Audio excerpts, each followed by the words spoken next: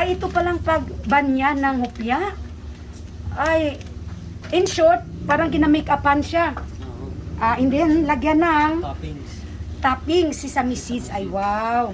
Para mag-beautiful, to make it profit, o to make it binta ng manami, madasi kasi gwapa, yaw, So, hindi yan mga kakas, ang ginalagay na sesame seeds? Hindi. Nagkapilit na sana ang makeup. So, anong ingredients nito? I think itlog, kuya. Itlog yung ginaban niya. Itlog with coloring soda. That's it, hopya, Ginalagyan ng banya. And then, waiting siya para lutuin. Lalala, no? Oh, lagyan mo muna.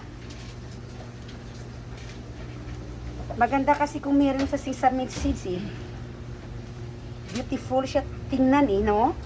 Unlike kung wala, So, that's it. Ito ang paglagay ng banya sa hopya. So, take note, hopya namin is sibuyas. Punta lang kayo dito, Jilly's Bakery, Rizal, Palapala Street Supermarket. Thanks for watching.